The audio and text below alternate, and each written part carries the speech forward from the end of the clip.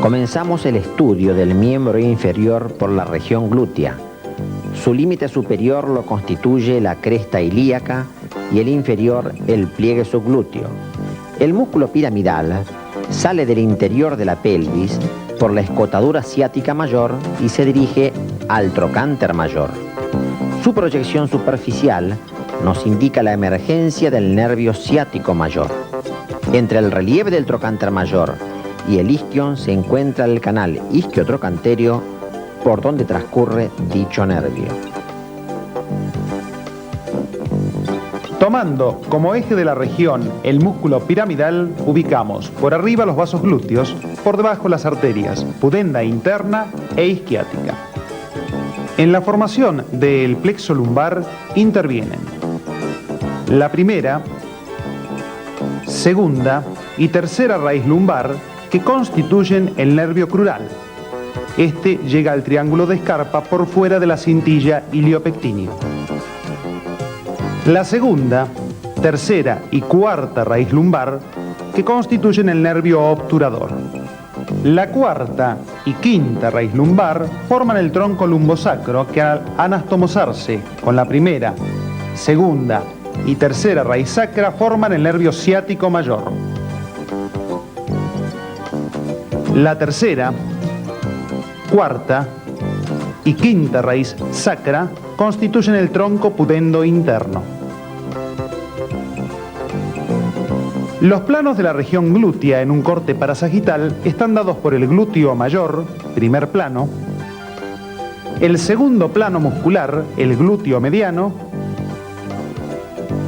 y por último el tercer plano, glúteo menor, músculos pelvitrocanterios y elementos vasculonerviosos. El glúteo mayor, con sus inserciones medias, se dirige de arriba hacia abajo y de adentro hacia afuera.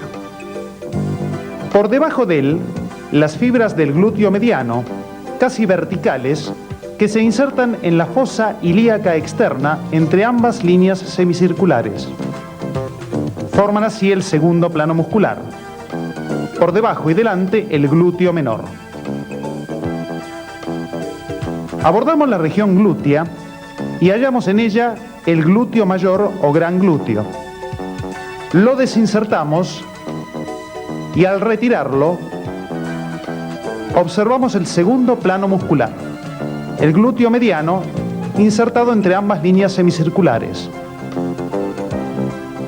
Lo retiramos. Accedemos de esta forma al tercer plano muscular, el glúteo menor. Ubicando el eje de la región, músculo piramidal, por encima de él, el paquete glúteo superior, arteria, vena y nervios. Por debajo, el nervio ciático mayor y ciático menor, y en la profundidad, los vasos, arterias y venas isquiáticas. En el mismo plano muscular, hallamos el obturador interno, por encima de él el gémino superior y por debajo el gémino inferior. Por último, el cuadrado crural. Tomando como referencia el isquion, el ligamento sacrociático mayor. Nos introducimos a través de la escotadura ciática menor y atravesándola hallamos el paquete pudendo interno. En la disección de la región glútea, seccionamos la inserción externa del glúteo mayor. Lo reclinamos hacia el plano medial.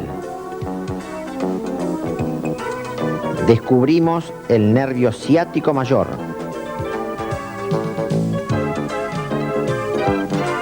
Lo liberamos primero en su porción distal y luego en la proximal. Comprobamos cómo emerge de la pelvis por debajo del músculo piramidal.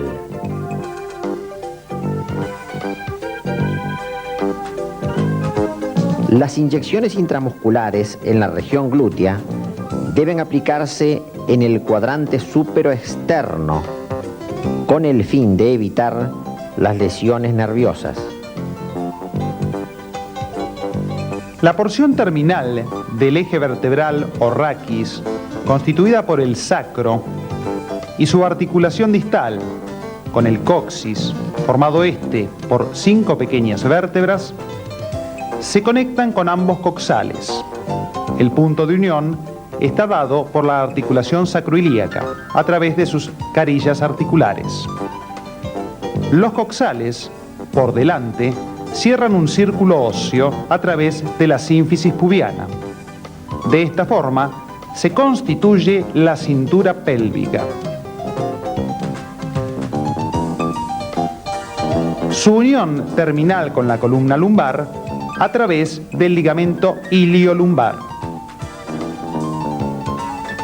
Siguiendo la cara interna del hueso coxal, por la línea innominada, descubrimos el agujero obturador, cubierto por una membrana, la membrana obturatriz. La articulación coxofemoral en su vista anterior, la cápsula articular con sus elementos de refuerzos, 3 ligamentos que se describen clásicamente en forma de N. La inserción distal del psoas ilíaco en el trocánter menor. En la vista posterior o dorsal hallamos el ligamento sacrociático menor y el ligamento sacrociático mayor, cerrando las escotaduras ciática mayor y ciática menor.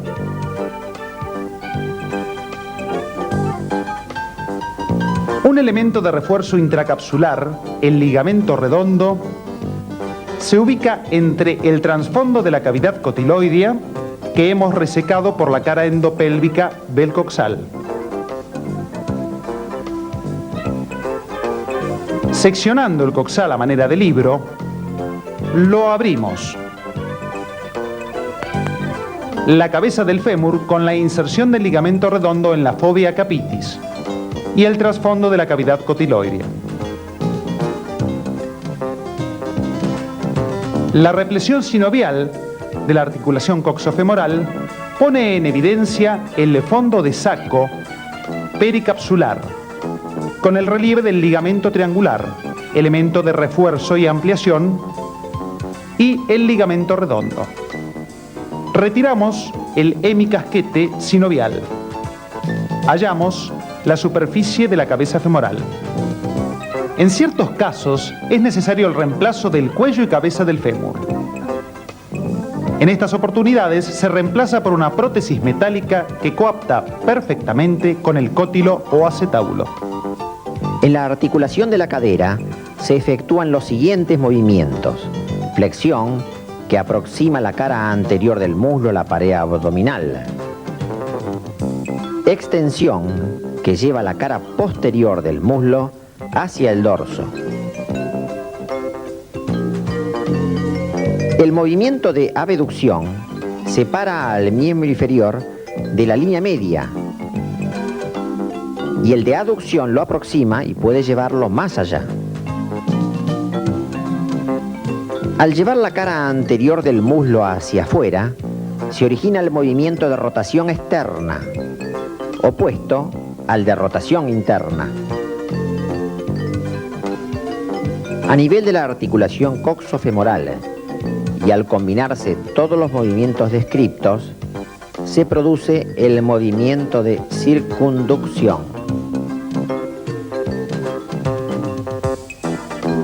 En la incidencia radiológica anteroposterior hallamos al hueso coxal, el cótilo y la cabeza del fémur y el cuello anatómico del fémur.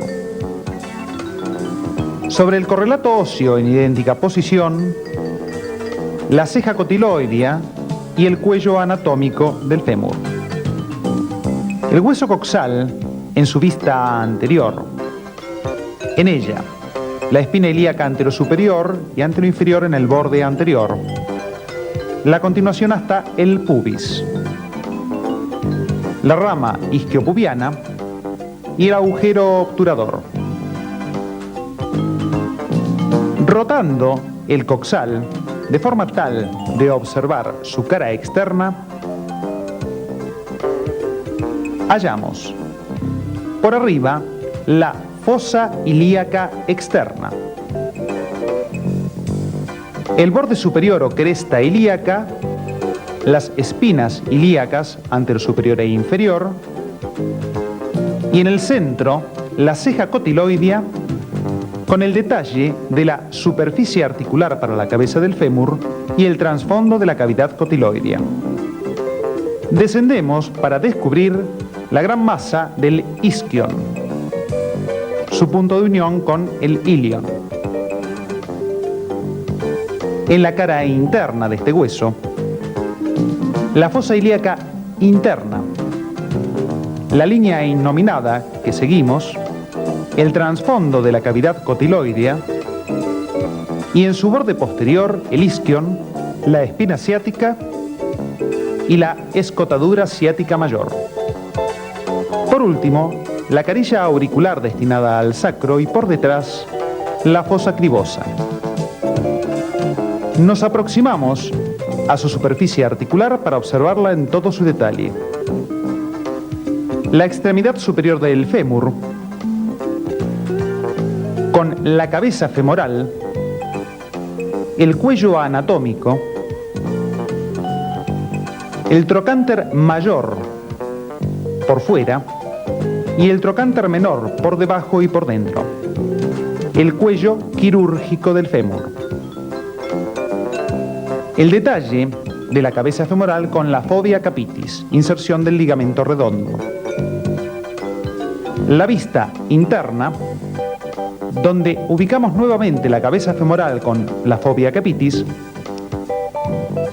el cuello anatómico y la cara interna del trocánter mayor.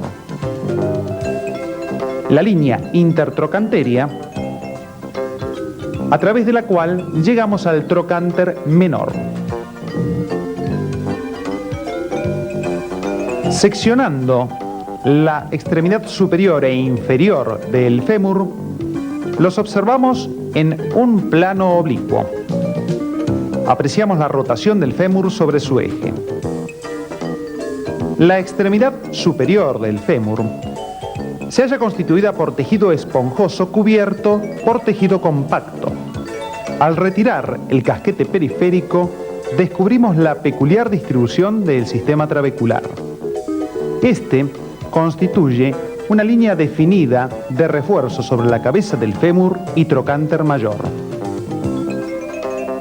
El sistema se halla destinado a otorgar mayor resistencia sobre los puntos de mayor presión y tracción, sea por la estructura articular o las inserciones musculares. La represión del sistema trabecular con acrílicos pone en evidencia su distribución.